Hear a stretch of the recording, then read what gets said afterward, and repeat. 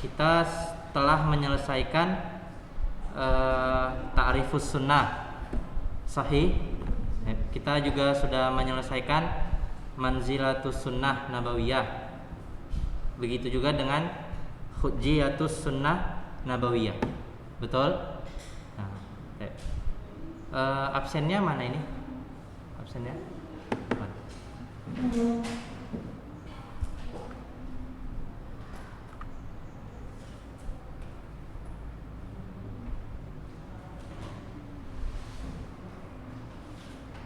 Ini nanti ketua kelasnya atau ustadz yang ngisi?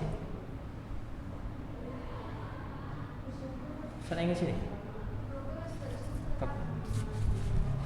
Si nanti ya. Kita absen dulu ya. Dan terakhir ustadz ada memberikan tugas ya.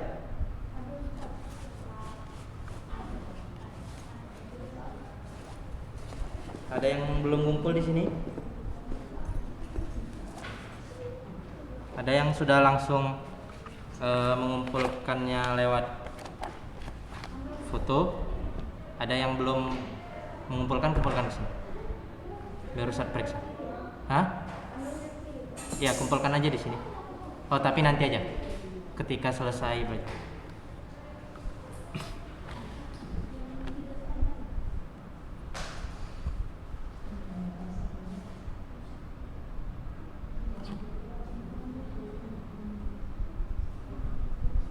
Arifah Mumtazah. Ada?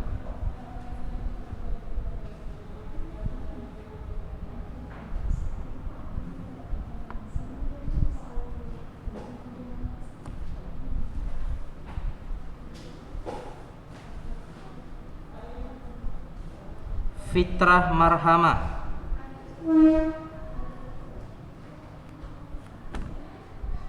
Sudah kumpulkan tugas? Sudah siap? Belum juga. Apa kayak gini? Sedikit lagi.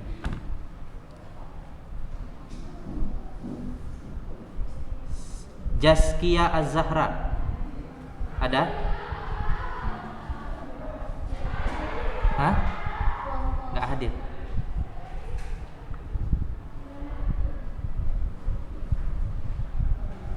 Lista Mentari.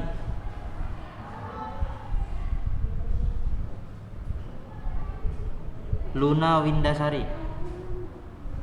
Ada?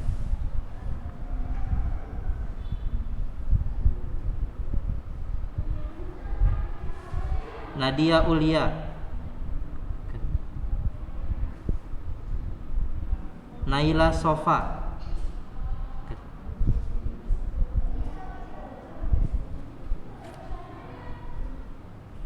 Najla Atika.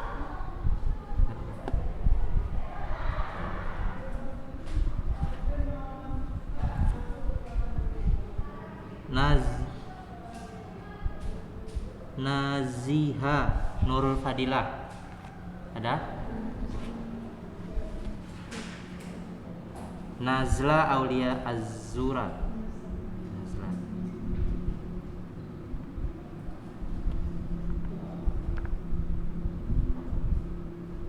Yang mana lagi nih? Nur Salsabila. Ada? Yang belum dipanggil siapa namanya? Siapa namanya? Dari huruf apa? Alia dari ini.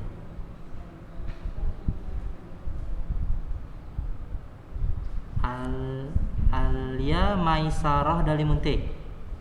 Bukan. Oh, RR. Apa kepanjangannya? Hah? Apa kepanjangannya? Roro. Oh. Itu apa itu artinya? Karena suku. Marga. Oh. Baru dengar. Satu lagi siapa yang di belakang? Hah? Dilan. Oh, Jihan. Jihan Labibah.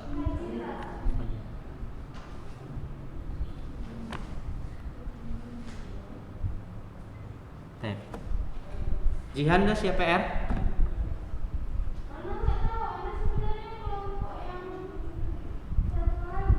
Jadi kok bisa datang? Salah. Kemudian siapa tadi? Roro? Udah. Oh, Ayah aja. Udah kirimkan ke Ustaz? Iya, ketahuan jadinya.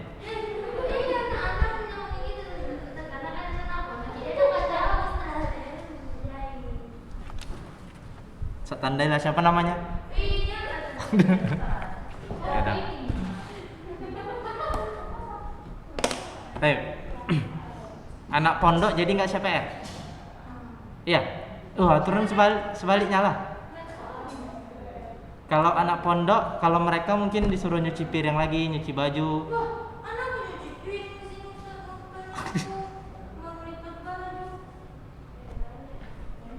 Ya. Jadi jangan nggak CPR lagi ya, nggak ada alasan nanti kalau ke depannya. Baik. Kemudian untuk hafalan kita belum mulai ya, hafalan hadisnya. Ustaz sudah sampaikan di awal. Berapa hadis yang mau dihafalkan? 21 ya, 21 hadis. Tapi ini masih belajar tentang mustalah hadisnya. Belajar tentang mustalah hadisnya. Apa arti mustalah hadis? Mustalah itu kalau diartikan sudah kita pakai kok di bahasa Indonesia, istilah dalam hadis. Istilah dalam hadis. Nah, kalau Ustaz menjelaskan, tolong jangan ada yang menulis. Ya. Boleh juga menulis, tapi jangan menuliskan yang lain, kecuali menuliskan misalnya ada yang mau dicatat dari yang Ustaz sampaikan. Ya. Apalagi mengerjakan PR yang lain, nah jangan. Itu namanya dia semacam selingkuh pelajaran. Ya, tape. Tape. Sampai mana tadi? Oh, istilah-istilah dalam hadis. Nah, jadi Ustaz mungkin akan banyak bertanya jawab, ya kan, supaya nggak terlalu membosankan. Apalagi kalau di kurikulum terbaru, ya kan. Kalau dulu kurikulum itu namanya ada KBK, kurikulum berbasis kompetensi. Ada namanya, kemudian berubah lagi KTSP, kemudian berubah lagi jadi K13. Nah, berubah kurikulum, di antara yang berubah adalah metode belajarnya. Kalau dulu ya monoton, misalnya guru yang menyampaikan, kemudian murid-murid mendengarkan, yang dapat, ya kan, yang bengong, yang tidur, nah gitu kan. Nah, guru yang menyampaikan, anak murid pasif. Tapi dengan kebijakan kurikulum yang sekarang diharapkan anak murid yang aktif, ya, guru dia hanya sekedar mengarahkan.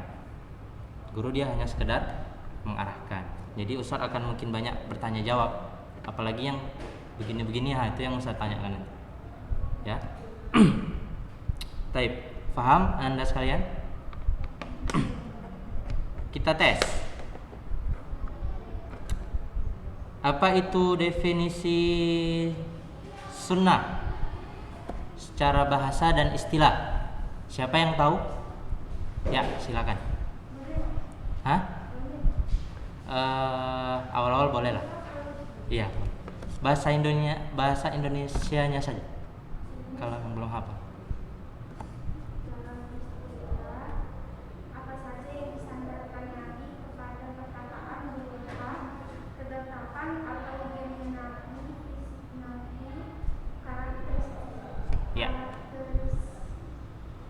Nabi, perbuatan dan karakter akhlak Nabi. Iya. Oke, tepat. Apa bedanya? Kenapa ulama mendefinisikan sesuatu itu secara bahasa, secara istilah? Bisa dijawab? Misalnya ya, fikih. Apa itu pelajaran fikih? Fikih secara bahasa Al-fahmu, memahami. Nah, nanti secara istilah apa? Ma'rifatul ahkam, mengetahui hukum-hukum, ya kan? Dengan cara ijtihad. Nah, ini dia definisi fikih secara istilah. Kalau saya tanya, kenapa ya setiap definisi sesuatu ada secara istilah, ada secara bahasa? Atau mungkin kalau di pelajaran umum, apa istilahnya? Kalimatnya apa digunakan? Kalau misalnya bahasa dia lebih singkat. Lebih singkat. Misalnya kayak ke bahasa apa menurut sunnah berbahasa kayak kebiasaan Nabi. Kalau menurut istilah dia menjelaskan. Lebih panjang. Ya, bagus. Ada pendapat yang lain? Bagus. Tapi ada yang belum dapat dia, belum mengenal. Kalau sekedar lebih singkat dan lebih panjang. Jadi ananda sekalian, kalau di buku lain juga mungkin begitu ya. Misalnya di buku apa ya? Buku biologi misalnya, buku biologi ya. Ada secara etimologi, betul. Ada secara terminologi. Ya, ada tidak di bukunya? Nggak ada? Hah? Cabang enggak, itu artinya itu secara bahasa, secara istilah. Secara bahasa, secara istilah. Maksudnya begini, kenapa gitu harus digitu kan? Supaya kalau diumpamakan ya pohon, maka dia itu akarnya. Dia itu adalah akarnya. Nah, kemudian dari akar itu dikembangkanlah menjadi secara istilah.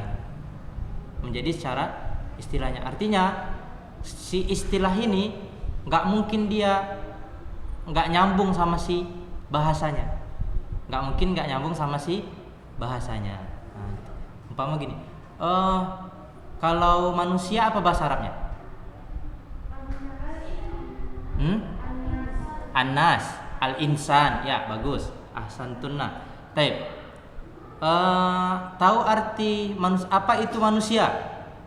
Coba jelaskan kepada Ustaz apa itu manusia.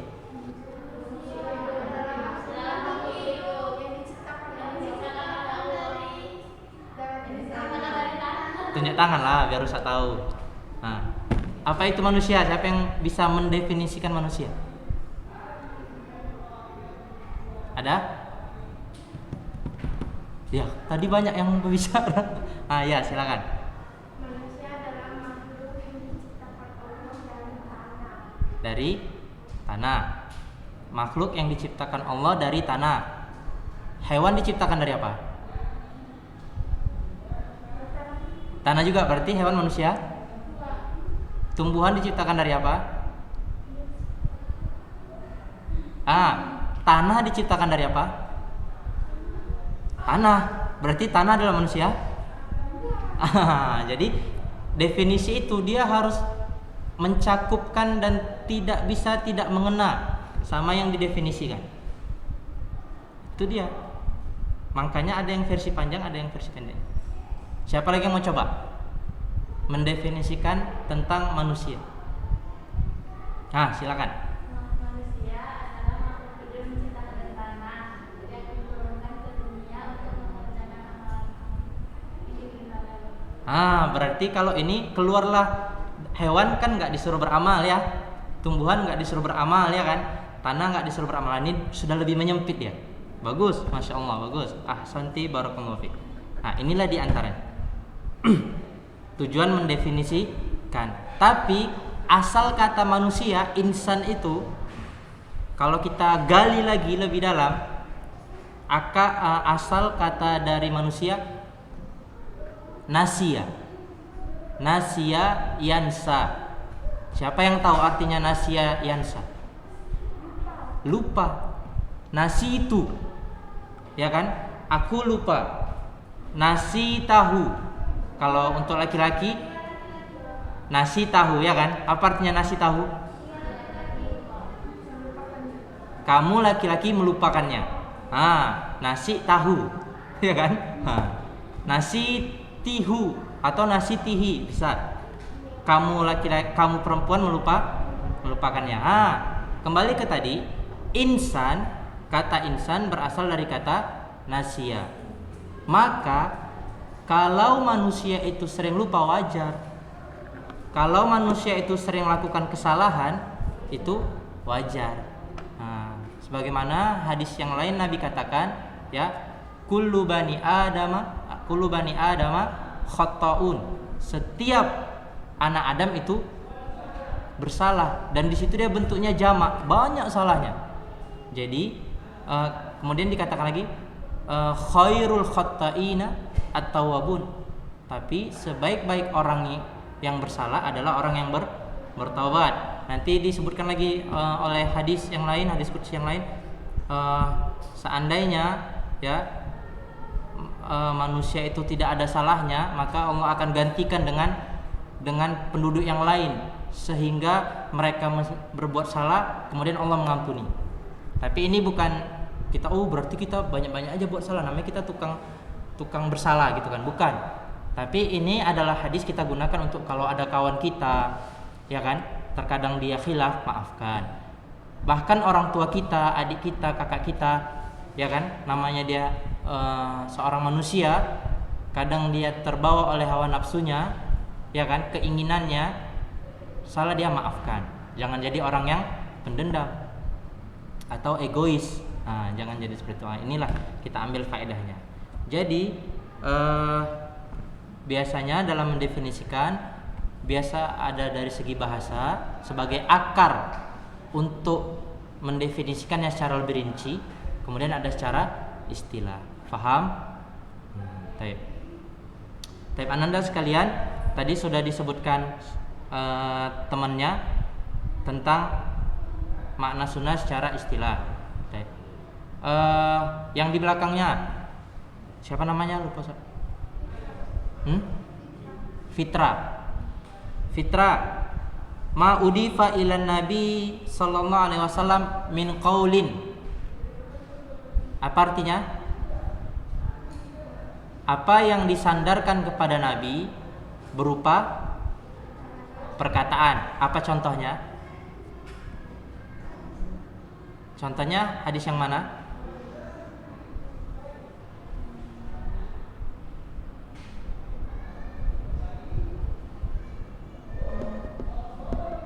Banyak sekali hadis tentang perkataan Nabi. Di Arba'in, kalau sudah hafal Arba'in banyak. Atau hadis yang diingat saja. Balighu anni walau ayat, kata Nabi. Sampaikanlah kepadaku walaupun satu ayat. Apalagi kata Nabi, innamal a'malu binniyat. Apalagi kata Nabi, shollu kama ra'aitumuni usolli. Salatlah kalian sebagaimana kalian melihat aku salat. Nah, ini kan perintah Nabi, perkataan Nabi kan. Maka ini banyak ini. Ma udifa ilan nabi min qaulin. Ini mungkin yang sangat banyak. Yang terbanyak mungkin hadis Nabi berupa perkataan. Faham? Sudah bisa mendatangkan satu contoh?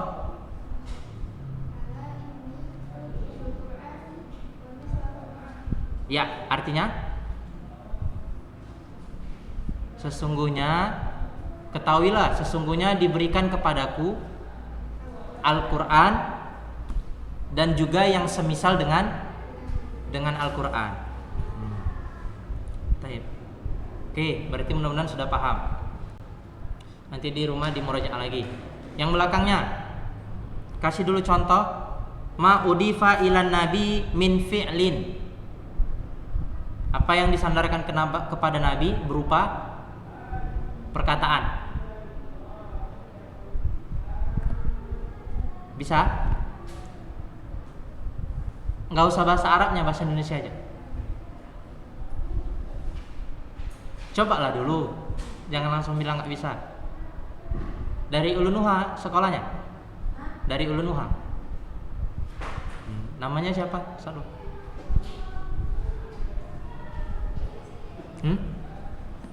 Luna. Lista. Enggak ada usah catat kok. Cuman supaya tahu aja. Lista dari Ulunuha. Kan sering dengar hadis kan? Masa nggak tahu contoh satu dari perbuatan? Dan Ustaz sudah sampaikan di pekan lalu, Ustaz sudah sampaikan kan? Berupa hadisnya. Nanti takutnya belum paham. Tapi Ustaz bantulah. Pernah dengar hadis ini Utsman yang bilang. Utsman itu siapa? Sahabat Nabi, Utsman bin Affan radhiyallahu anhu. Jangan pelit-pelit doakan orang lain ya, karena mereka sudah sangat berjasa untuk kemajuan Islam. Utsman bin Affan radhiyallahu anhu. Taib. Utsman bilang, aku melihat Nabi berwudu dengan mengambil air, kemudian membasuh tangannya, kemudian berkumur-kumur. Ini adalah contoh hadis Nabi berupa perbuatan. Paham lista? Atau contoh yang lain ya, misalnya ada sahabat yang menceritakan bahwasanya aku melihat Nabi ya kan memakai selop menggunakan kaki kanan. Sahabat yang menceritakan tentang perbuatan Nabi ya, bukan Nabi sendiri yang bilang atau memerintahkan. Paham? Baik. Sekarang takrir, yaitu apa takrir? Ketetapan Nabi atau diamnya Nabi. Yang paling belakang bisa contohkan? Siapa namanya? Jihan. Oh iya, Jihan. Bagaimana contoh ma'udifa ilan Nabi sallallahu alaihi wasallam min takririn, berupa takrir.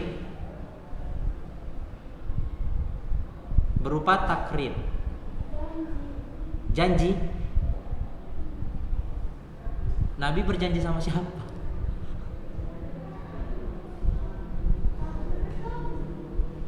Belum dengarkan video yang ini, yang sebelumnya? Belum ya? Ini ingat, takrir itu apa Nanda sekalian? Apa takrir? Ketetapan Nabi atau diamnya Nabi. Contohnya ketika ada orang yang ada Nabi dan sahabat diundang makan, kemudian ada sahabat makan daging udop semacam biawak padang pasir, Nabi tidak makan. Kemudian Nabi juga tidak melarang sahabat-sahabatnya. Berarti kan Nabi nggak ada berkata secara langsung. Nabi ada berbuat. Nggak ada, Nabi nggak makan. Sahabat nggak ada menceritakan Nabi makan, tapi Nabi diam. Ketika disodorkan, Nabi hanya bilang, kan kita dilarang mencela makanan. Hati-hati nih, kita kadang sering nih, nggak enak kali masakan mama nih gitu kan. Macam apa rasa buatan wah ini gitu kan. Hindari mencela makanan, karena itu rezeki. Coba bayangkan kita nggak makan gitu kan. Tapi kembali ke tadi, Nabi lihat ini luar biasanya bahasa Nabi. Nabi katakan, aku tidak terbiasa makan ini karena tidak ada di kampungku. Lembut sekali kan. Kalau kita jijik nengoknya gitu kan, geli lah gitu, ngeri. Nabi nggak gitu katakan, dengan bahasa yang lebih santun dan lebih halus. Di kampung saya tak ada, jadi saya nggak berani makan. Kira-kira gitu. Ini contoh hadis berupa takrir. Atau ada lagi contoh yang lain, contoh hadis yang lain, belum Ustaz sampaikan sebelumnya. Ketika ada budak kemudian mau dibebaskan.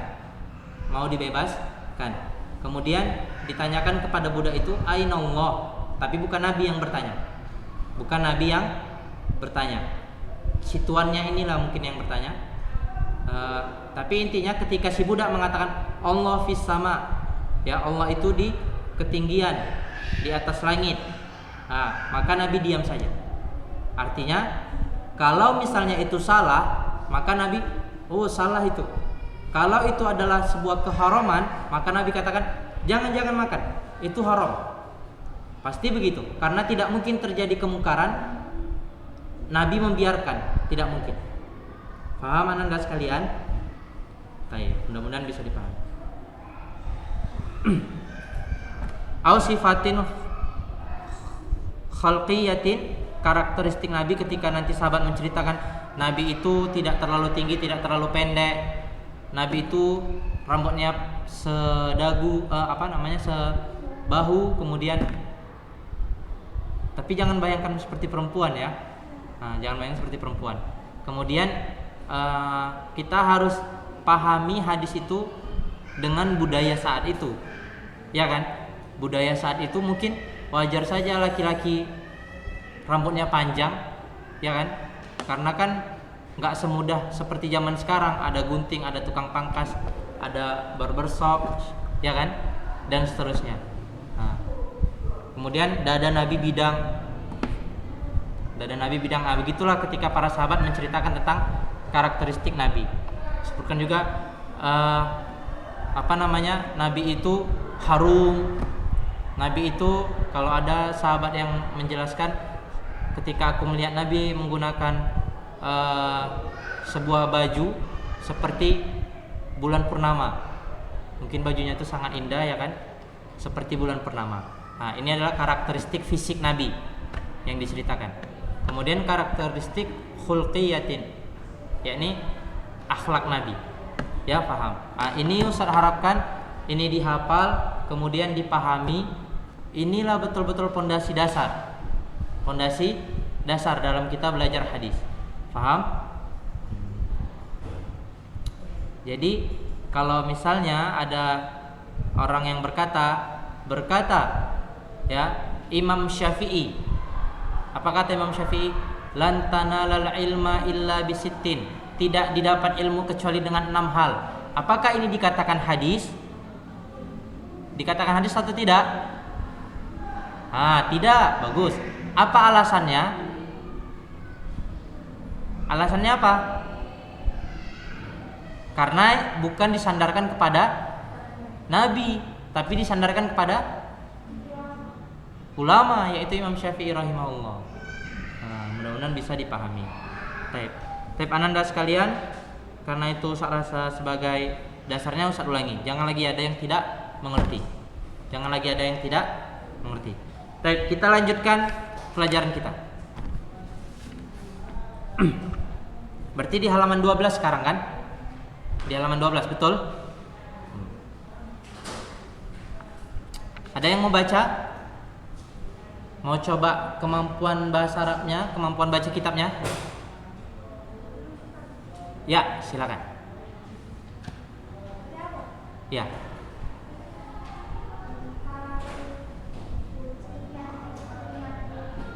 Dari mana? Dari halaman berapa? Halaman 12 kan? Oh iya. Ya, kurang kuat suaranya, enggak jelas.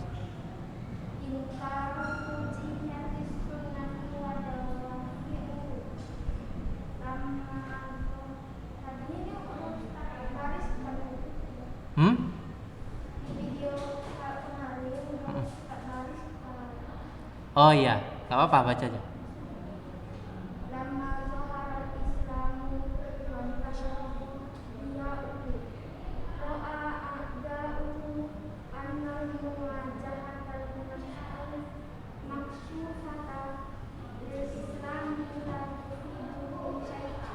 Ya, terjemahkan.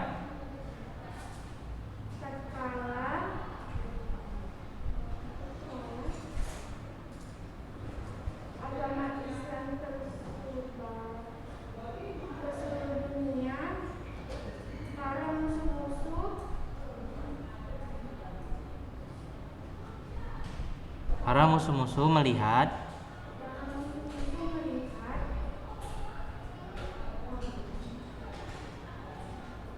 usaha diplomatik atau pertemuan yang sifatnya tertutup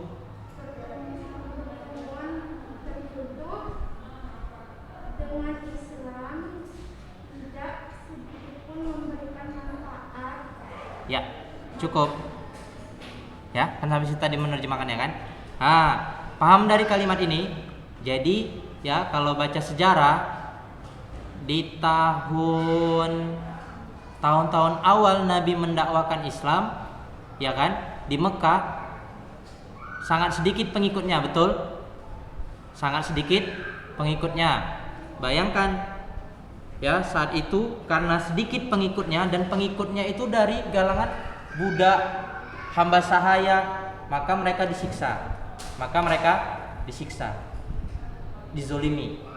Nah. Dan mungkin ya kan, kadang kita sepele dengan sahabat. Bisa jadi kalau kita hidup di zaman itu, belum tentu kita mau mengikuti Nabi. Umpama gini nih, bayangkan kita hidup di zaman itu, atau ada seorang Nabi di zaman sekarang misalnya, ya kan, Nabi yang mengatakan ini adalah ajaran Allah, kata Nabi tersebut. Tapi kita lihat kok pengikutnya orang-orang miskin ini. Pengikutnya orang-orang miskin, kok para pembantu lah ngikut. Bukan para profesornya, bukan orang-orang kaya yang mengikuti. Ada keinginan kita mau ikut.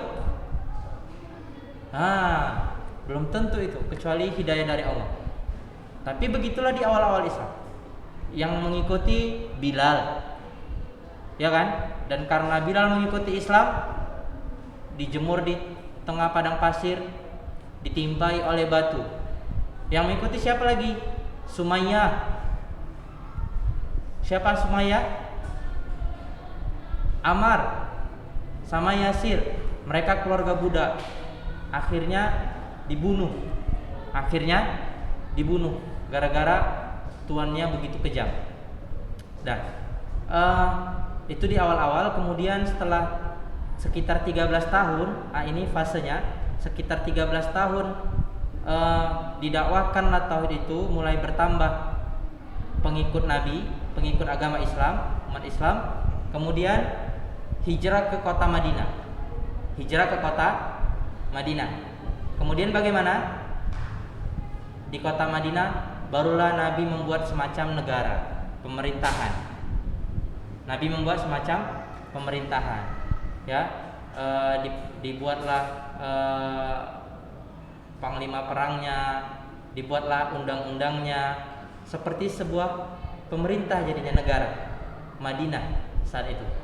Nah, kemudian usaha Nabi untuk memperluas Islam, ya, setelah 23 tahun Nabi berdakwah, sekitar 23 tahun, Nabi SAW wafat. Kemudian dilanjutkanlah oleh Abu Bakar sekitar 2 tahunan. Nah, kemudian di masa Umar, ya, itu yang dilakukan penaklukan atau perluasan wilayah Islam yang sangat banyak. Dilakukan penaklukan dan perluasan wilayah Islam sangat banyak. Itulah maksud kalimat ini. Tatkala Islam sudah muncul ke permukaan, kemudian tersebarlah cahayanya, ya, dengan syariat Islam manusia berbondong-bondong masuk agama Islam. Kalau dulu kan musuh-musuh Islam, orang-orang kafir, bisa dengan ancaman, diancam, atau udahlah kita buat kesepakatan lah, kalian jangan masuk Mekah, nanti kita hentikan peperangan untuk sementara. Ada seperti itu. Jadi Nabi dan sahabat sudah datang ke Mekah ini mau ibadah haji, sudah. Kemudian tapi ini masih di Madinah, ya, masih sedikit agama Islam. Dibuat kesepakatan, pertemuan dibuat, kita genjatan senjata, tidak berperang. Tapi kalian nggak boleh dulu, tahun depan aja kalian baru boleh haji. Pulang lagi Nabi dan para sahabat, padahal sudah sampai Mekah. Tapi karena saat itu masih sedikit Nabi dan para sahabat, jadi mengalah dengan peraturan yang lebih condong kepada orang-orang kafir, karena masih sedikit. Kalaupun mau melawan mungkin nanti banyaknya korban, banyak korban. Itu tidak bisa lagi setelah agama Islam pada puncaknya sudah maju, maka tidak bisa lagi pertemuan-pertemuan seperti itu. Paham? Mau diserang agama Islam, wah sudah banyak pasukannya, nggak bisa lagi. Mau diadakan kesepakatan, kami kasih kalian uang ya setiap bulannya sekian ya. Yang penting kalian jangan berperang kepada kami, nggak bisa lagi. Kenapa? Karena tujuan agama Islam untuk didakwahkan ke seluruh umat manusia. Nggak mungkin bisa dihentikan hanya karena dikasih setoran uang. Nggak bisa, paham? Itulah maksud dari kalimat ini. Nggak bisa lagi musuh Islam. Mereka diperangi, nggak bisa lagi. Mereka mau disogok, istilahnya disogok, gitu kan? Nggak bisa lagi. Macam mana lagi cara kita menghancurkan Islam? Itulah kelanjutan kalimat selanjutnya. Ya, silakan. Ya. Ustadz pikir mau bertanya. Permisi, kamar mandi. Ya, jangan lama-lama. Pahaman Anda sekalian? Sebelum baca setelahnya, kira-kira apa yang bisa dilakukan? Umpamanya, ya na'udzubillah min dzalik, kita yang jadi musuh Islamnya ini, kira-kira apa yang mungkin akan bisa dilakukan untuk merusak Islam?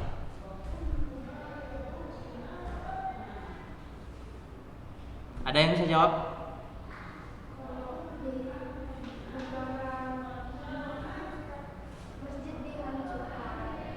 Masjid dihancurkan, mereka diserbu. Kalau mau secara perlawanan, nggak bisa karena Islam udah jaya. Udah jaya. Umpamanya ya saat itu Islam seperti Amerika sekarang, senjata banyak, ya kan, pesawat nuklir dan segala macam banyak. Kemudian negara kecil seperti yang lainnya, seperti Indonesia, mana bisa melawan Amerika? Betul kan? Kira-kira Ustadz, supaya dapat pemahaman ya, pendekatannya, kita ya kan nggak sebanding dengan Amerika ya, dari segi persenjataannya, dari segi teknologinya.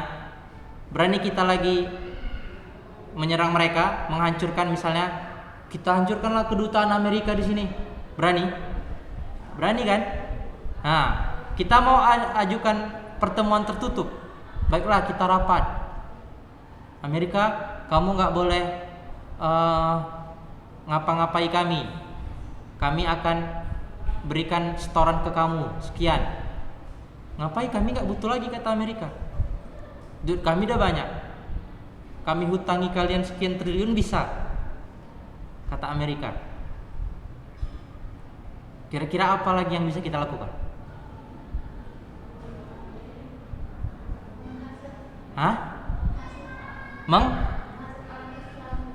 Muhammad orang Islam di mana?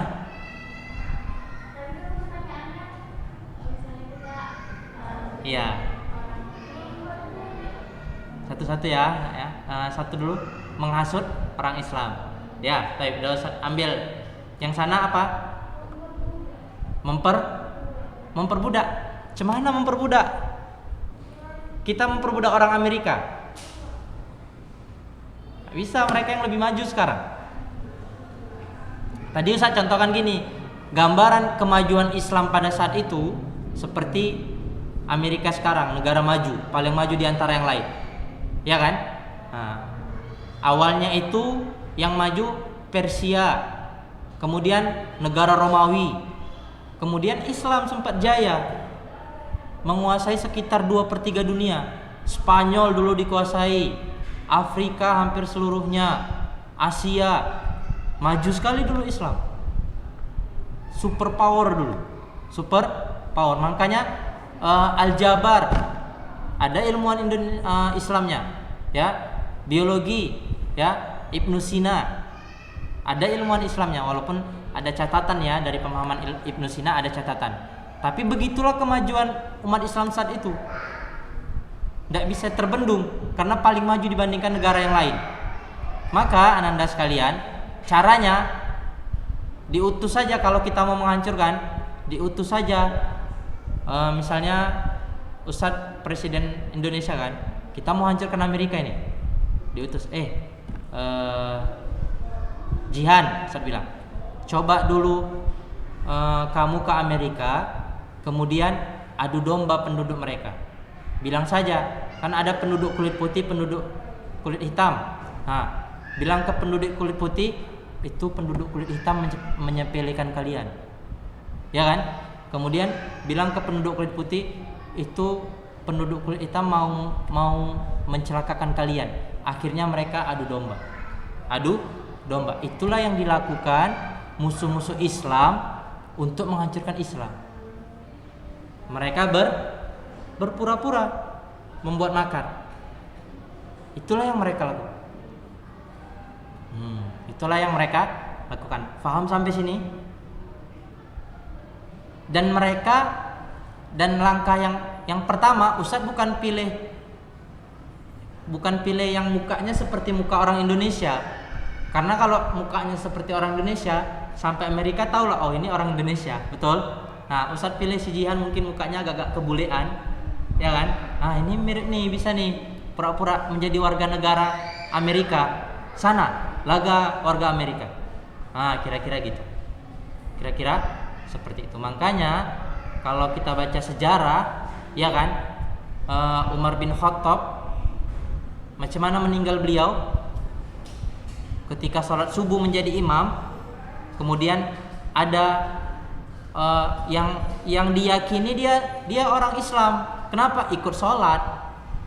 Tapi ketika sholat, Umar menjadi imam, kemudian ditikamnya dengan benda tajam. Dan benda itu sudah diracuni pula. Abu Lu'lu'ah namanya. Sehingga ya sudah terkoyak organ dalam Umar, masuk pula racun-racun itu, maka Umar dengan izin Allah juga wafat. Akibat siapa? Akibat orang ini. Setelah dengan izin Allah. Utsman begitu juga. Macam mana? Diprovokasi orang-orang. Utsman itu enggak adil. Dia ada nepotisme. Saudara-saudaranya yang diangkatnya jadi pemimpin. Diprovokasi sehingga demolah umat Islam yang sudah ditunggangi oleh orang-orang munafik ini, ya kan? Kemudian terbunuhlah Utsman di situ. Itulah juga kita terlarang atau menghindari demonstrasi itu, karena kalau sudah demo itu bukan niatnya untuk kebenaran lagi, jarang, tapi sudah ingin menghancurkan saja. Ya, begitu juga Ali bin Abi Thalib, meninggalnya bagaimana? Ya, dibunuh oleh Abdurrahman bin Muljam. Artinya ada penyusup, ada pengkhianat. Ada pengkhianat. Termasuk juga Nanda sekalian, ya kan? Ada orang yang berpura-pura sebagai seorang yang berilmu, dia sampaikan hadis-hadis. Dibuatnya hadis-hadis palsu.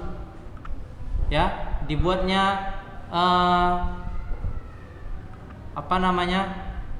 faedah-faedah baru. Itulah yang menjadi tugas berat ulama pada saat itu, untuk memfilternya. Kita baca ya.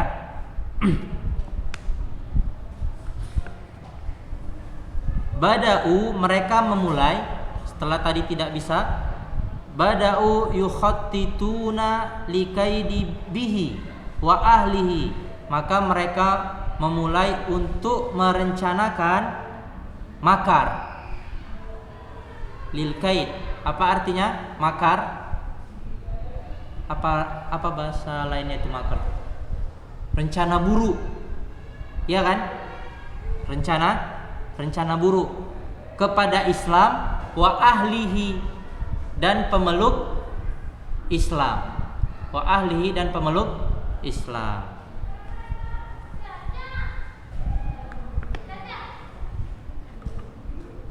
Fadhaharat bisababihim katsirun minal bid'ah, maka muncullah, tampaklah dengan sebab orang-orang yang musuh Islam ini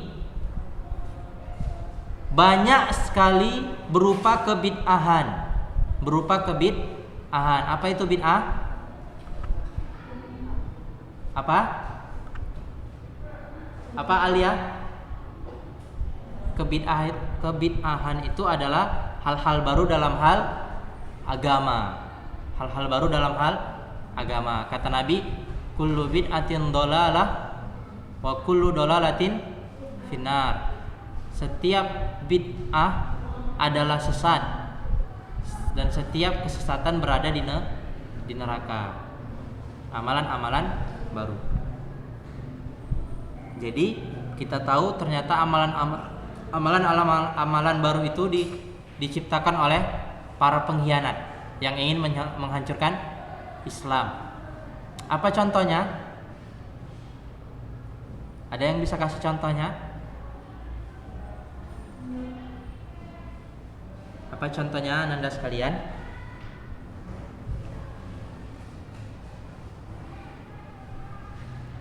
Atau in mana tadi? Inharafat atau inhirafat atau penyimpangan. Contohnya begini, ya. Kalau dari hadis Nabi yang benar dari Al-Qur'an, kita ketahui bahwasanya Allah itu esa. Kita itu hanya bertawakal kepada Allah. Nah, tapi mereka buat kita bangun kuburan, kebid'ahan misalnya. Kuburan orang soleh itu dibangun dengan cantik, kemudian disuruhlah manusia beribadah di situ, memintanya kepada orang yang sudah mati. Nah, ini bentuk kebid'ahan. Ya, artinya dengan mereka bertawakal bukan kepada Allah, ya kan, kekuatan mereka pun melemah. Atau penyimpangan dalam agama yang lainnya. Ya. Baik.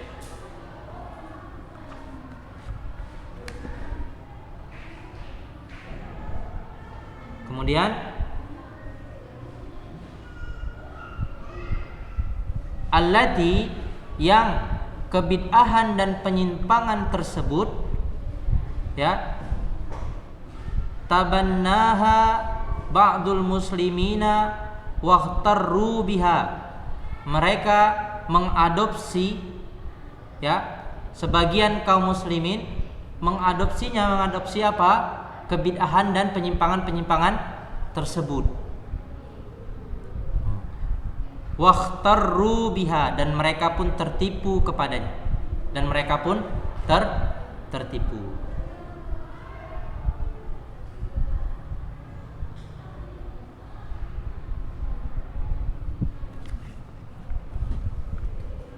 Kemudian sudah jam berapa?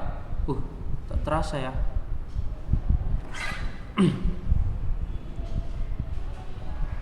Famin hadhihi ad-dalalati wal inhirafati ingkaru hujjiyatu sunnatin nabawiyyati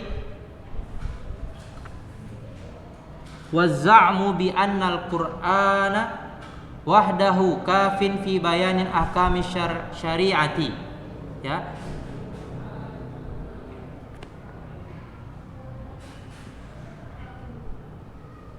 Maka dari kesesatan dolal itu artinya kesesatan dan inhirafat dan penyimpangan ini, ya. Siapa yang menyebabkan ingkarus hujjiyatus sunnatin nabawiyah, menjadi penyebab, ya, munculnya pengingkaran terhadap sunnah Nabi. Ini dia. Jadi di antara kebid'ahan yang paling mereka gaungkan saat itu adalah pengingkaran terhadap kehujjahan sunnah Nabi. Tadi Ustaz jelaskan kan, salah satu bentuk kebid'ahan dalam hal akidah. Dan yang paling besar di antaranya adalah menolak kehujjahan sunnah Nabi. Bahwasanya sunnah Nabi itu bukan wahyu. Itu hanya ijtihad atau keputusan Nabi. Bisa benar, bisa salah. Ya, maka di antara kesesatan dan penyimpangan yang banyak itu, di antaranya ada satu, yaitu mengingkari kehujjahan sunnah Nabi. Mereka cari-cari alasannya. Tadi sudah Ustaz contohkan satu, ya kan? Bisa jadi alasan yang kedua, ada nggak di sini dijelaskan? Nah, ini dia. Dan mereka waza'mu bi annal Qur'ana, mereka menuduh, menyangka, ya kan? Mengatakan bahwasanya Al-Qur'an semata saja, Al-Qur'an saja, cuma Al-Qur'an itu saja, itu sudah cukup dalam menjelaskan hukum syariat. Ngapain pakai sunnah Nabi? Al-Qur'an saja sudah cukup. Al-Qur'an saja sudah cukup. Jadi Ustaz tadi tambahkan faedah baru. Satu, mereka katakan, ya kan, Nabi itu manusia, bisa benar bisa salah. Yang kedua, mereka katakan sudah ada Al-Qur'an, ngapain lagi hadis Nabi? Dah, mungkin alasan mereka, argumentasi yang ketiga lagi, mereka katakan apa? Sunnah Nabi itu tidak seperti Al-Qur'an. Sunnah Nabi itu tidak seperti Al-Qur'an yang mutawatir. Sunnah Nabi dia nggak mutawatir, nggak semuanya mutawatir. Dan banyak alasan lain dari mereka yang intinya mereka ingin hapuskan hadis Nabi dari dalil dalam agama. Dalil dalam agama. Dan ini kalau kita melihat, tahu agama Samawi. Agama Samawi itu kan agama yang turun dari langit, seperti Yahudi. Itu sebenarnya agama dari Allah, ya kan? Seperti Nasrani, Yahudi kepada Nabi Musa, Nasrani kepada Nabi Isa, sudah Islam kepada Nabi Muhammad. Dan agama Yahudi dan Nasrani begitu juga, mereka menghapuskan atau mengubah-ubah, ya, keputusan dari nabi-nabi mereka supaya jadinya seperti sekarang inilah. Ajaran Yahudi sudah dibolak-balik, ajaran Nasrani, agama Kristen sudah bolak-balik, sudah disalah-salahkan, sudah dibuat kebid'ahan. Nah, itu juga alasannya. Ya, itu juga alasannya. Baik, paham? Ada pertanyaan sampai sini, Ananda?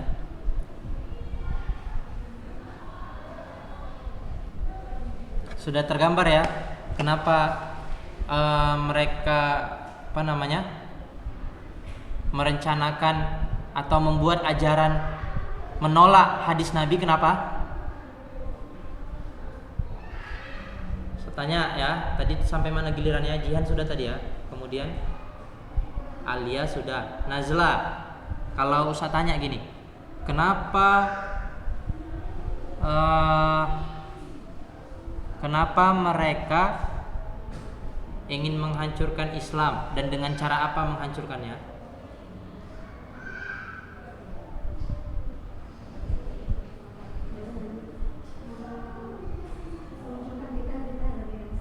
Ya, membuat bid'ah-bid'ah baru, dan di antara bid'ah-bid'ah dan kesesatan tersebut adalah membuat ajaran menolak sunnah Nabi. Kemudian mereka kafiri atau mereka sampul dengan sepertinya baik.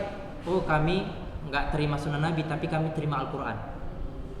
Macam-macamnya baik kan? Tapi ini adalah sebuah kesalahan besar dan fatal. Kesalahan besar dan fatal. Karena kembali ke hadis yang pertama, kata Nabi, ya, ala, ya kan, ketahuilah bahwasanya telah diberikan kepadaku Al-Quran dan yang semisal dengan Al-Quran, yaitu sunnah Nabi.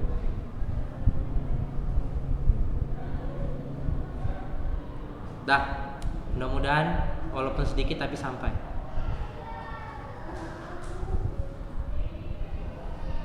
Lambat ya kalau misalnya kita baca satu persatu ya.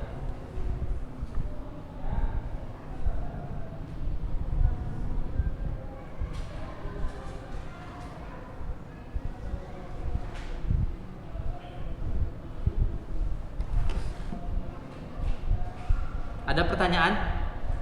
Banyak usaha-usaha musuh-musuh Islam untuk menghancurkan Islam. membuat kebid'ahan yang banyak. Apalagi diantaranya, ya kalau ajaran kita kan ati'ullah wa ati'ur rasul wa ati'u ulil amri minkum, ya kan? Taatilah Allah, taatilah Rasulnya, kemudian taatilah pemimpin atau pemerintah di antara kalian. Nah, ini oleh kelompok Khawarij, mereka langgar ini. Kita nggak boleh taati pemerintah. Pemerintah itu pendosa itu. Kita harus demo. Kita harus caci pemerintah. Maka kan ada pemerintah ini togut, gitu kan? Biasanya ini orang-orang yang melakukan bom bunuh diri karena mereka anggap selain kelompok mereka kafir. Orang Islam ini kebanyakan udah kafir. Pemerintah, polisi, makanya mereka targetkan polisi. Karena polisi itu dianggap togut. Nah, yang harus dibasmi. Maka mereka target seperti itu. Ada lagi Syiah, ya kan, Rafidhah. Mereka katakan apa ajarannya? Sahabat Nabi itu kafir kecuali beberapa orang. Sahabat Nabi itu kafir kecuali beberapa orang. Nanti kita lanjutkan. Baik, mungkin demikian. Nanti saya akan pikirkan caranya untuk lebih meringkas inilah. Untuk lebih meringkas. Nah, tapi sudah bisa coba kerjakan yang nasyad 1, latihan 1. Ya. Sudah bisa coba kerjakan latihan 1 dan latihan 3, 1 dan 3 di halaman 14, 1 dan 3. Nah, di situ akan kita dapati bahwasanya perintah dari Allah langsung di dalam Al-Quran tentang mengikuti sunnah Nabi Sallallahu Alaihi Wasallam. Mungkin demikian, mudah-mudahan bermanfaat. Kalau ada kesalahan kata dan perbuatan, saya mohon maaf. Assalamualaikum warahmatullahi wabarakatuh.